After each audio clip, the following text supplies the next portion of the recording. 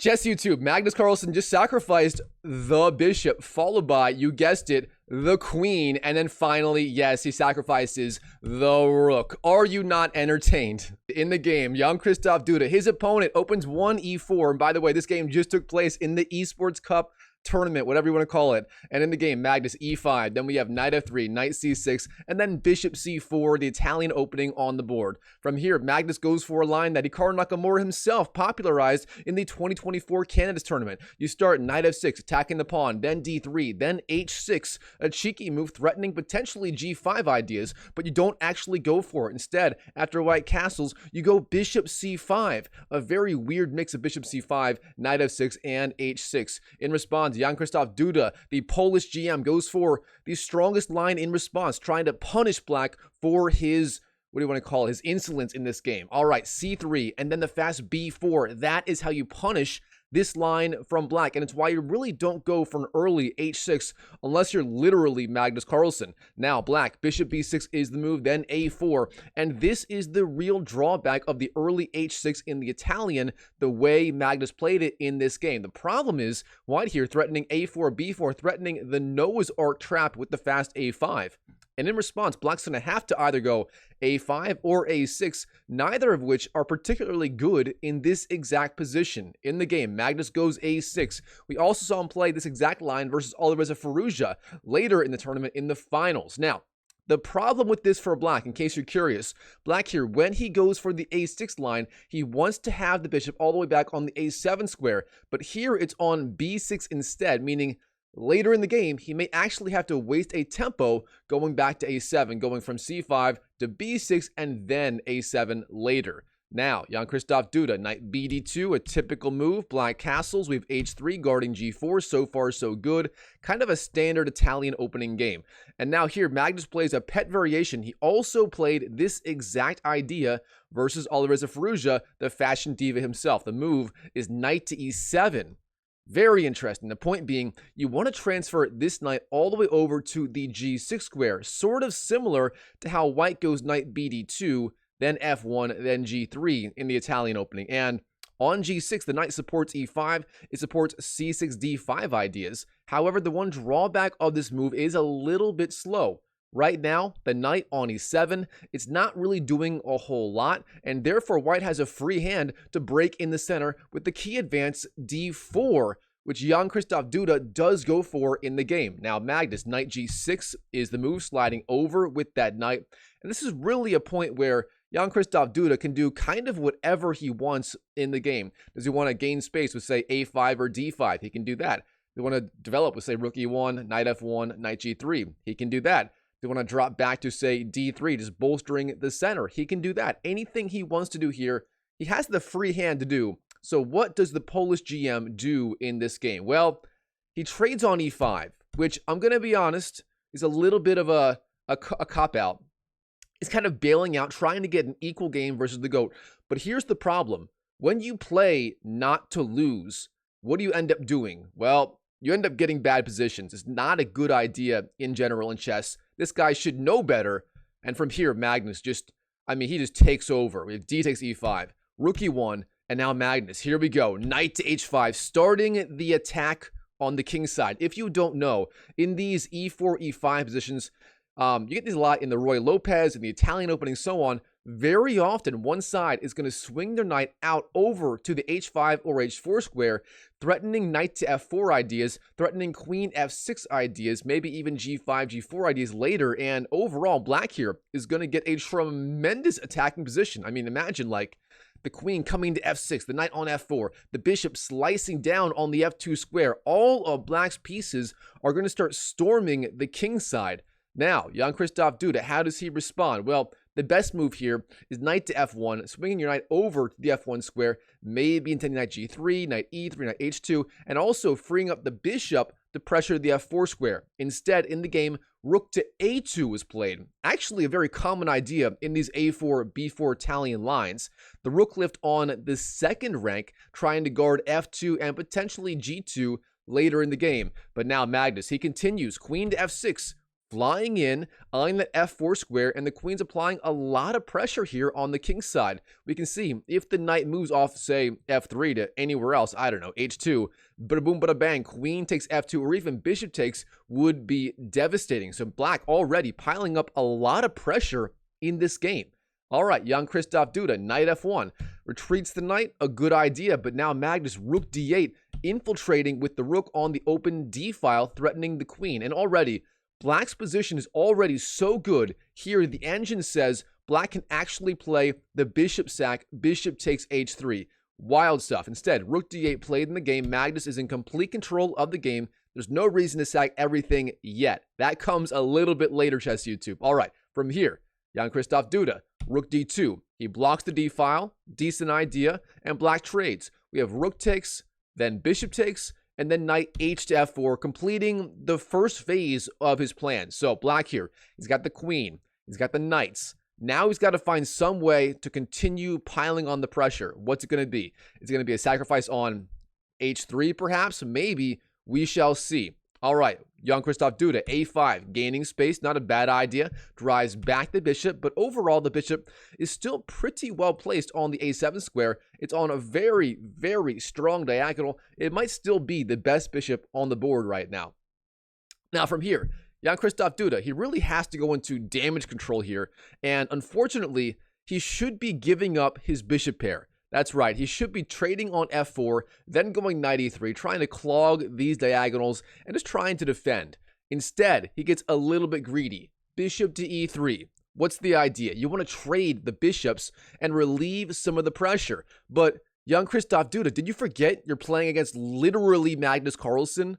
I mean, come on, Magnus. Bishop takes h3, sacking the bishop. Here we go. Magnus does not miss anything. After one simple mistake by his opponent, he crashes through. And this is like every Magnus game ever. The guy hangs in for 18, 19, 20 moves, but then out of nowhere, Magnus just takes over and just steamrolls the guy. Let's see what happens from here. All right, bishop takes h3. What is the idea? After g takes, you jump in with the knight, knight takes h3, and suddenly the knights, the queens, everything is just infiltrating on the king's side, and white is in so much pressure here. All right, Jan-Krzysztof Duda, king to h2 is the move, but here, the knight jumps in, knight takes f2, winning the pawn. Of course, it's defended by the x-ray attack of the bishop. You can't quite take yet. That would be a massive mistake. However, here, Jan-Krzysztof Duda, queen to e2. The queen jumps in, and suddenly there's some pressure on the knight. What is black going to do?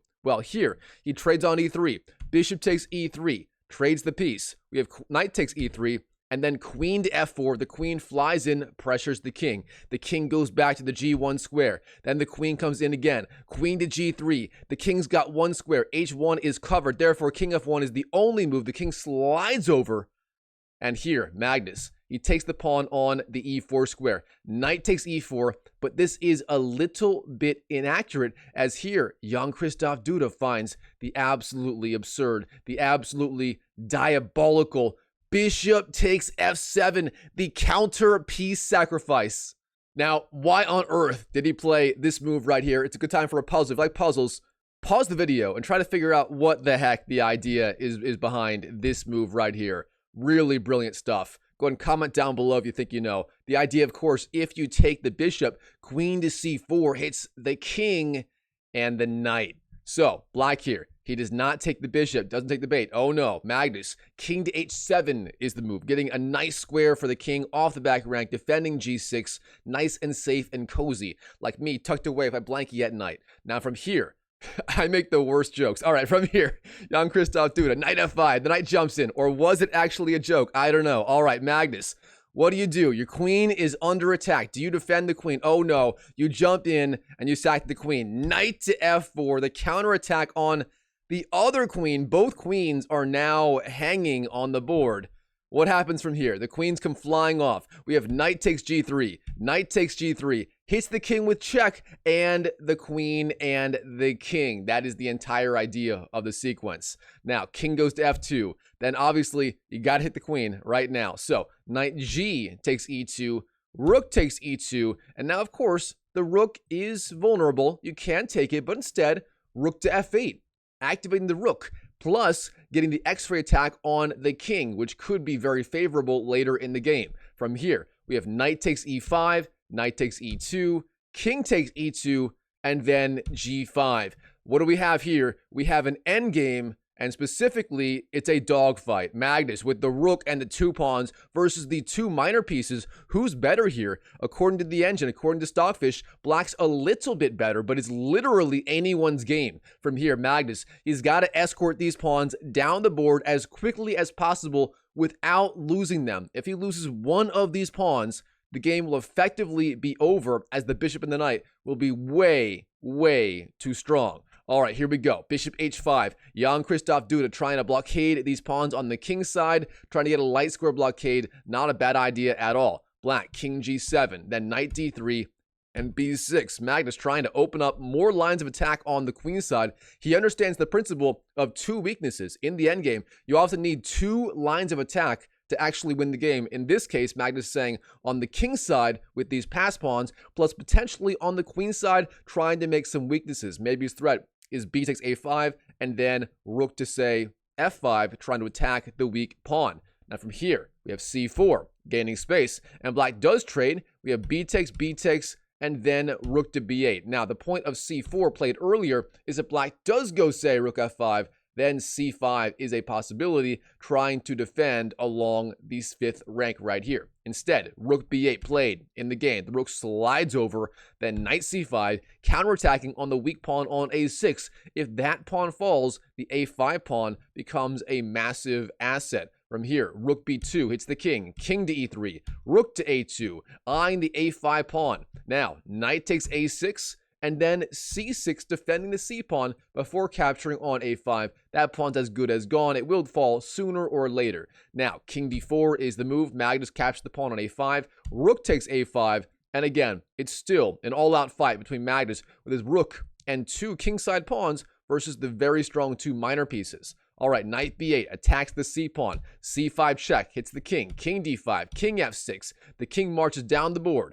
Bishop to g4, rook to a1. Knight d7 hits the king, king to e7, knight takes c5, wins that free pawn, and then rook g1 attacks the bishop. Now, bishop f5, g4, the pawn march begins. Knight to e4, rook d1, king e5, rook c1, c5, g3, bishop h3, trying to blockade the pawn on the light squares. If the bishop didn't go there, the pawn may have just gone flying down the board. And of course, the reason you don't trade the knight for the pawn here is then you lose the pawn on c5. So Jan-Krzysztof Duda trying to keep the game as complicated as he can. Bishop h3 is the move. Rook c2. Now, knight takes g3, finally giving up the pawn. Rook takes c5, and then king to f4.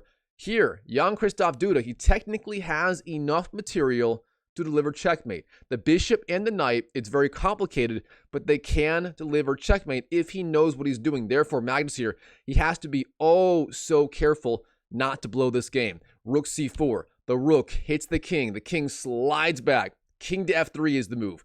Rook c3 hits the king again. King to f4, and here, Magnus Carlsen, he believes he has no chance of winning. Therefore, he heads into a theoretically drawn endgame with the absolutely brilliant move, the final piece sack of the game. Rook takes g3, giving up the rook for the knight. And what is the idea? The bishop cannot deliver checkmate. We have king takes g3, h5, king h4, king f6, king takes, and here it's a draw as the bishop cannot deliver checkmate, justifying the final rook sack to finish the game. Wow, what a game between Magnus Carlsen and Jan-Krzysztof Duda in the 2025 Esports Cup Tournament. All right, Chess YouTube, hope you enjoyed the video. If you did, please do me a huge favor, smash that like button. It really does help me out a ton, reaching more people, a bigger audience. So if you can, go ahead and do that. Comment down below if you want. And by the way, I do have a coaching program that's live right now. I'm only taking on 10 total clients. I've already got 4 clients in the program. So 6 spots left. If you want to work directly with me and reach whatever goals it is that you have for yourself, I offer a ton of stuff in this program.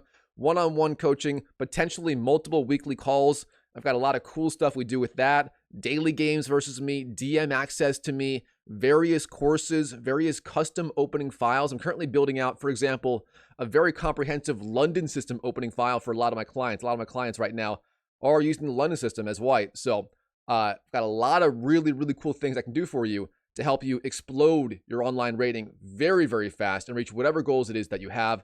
I'm currently rated about 2,000 online, and I do know what it takes to improve rapidly. It's all documented from about, let's see, August 2024 to about March 2025. I went from like 1,100 to about 2,000 on chess.com. It's all documented. So if you want to learn directly from me, figure out how I did it and see how I can help you reach whatever goals you have, just all you have to do is, first of all, join my community down below. There's a link to that. And then just hit me up, ask about the coaching program. It's the first pinned post in my community. So join down below. It's in the description, in the pinned comment, and so on. It's also, the link is right there, school.com/chessmindset. So go right there, join my program. It's a free community. Ask about the coaching, and I'll be happy to help you out and book a call with you to kind of discuss everything. So anyways, hope you enjoyed the video. That is all for today. And as always, I wish you the best of luck in your chess improvement journey in 2025 and beyond. And I'll see you in the next video.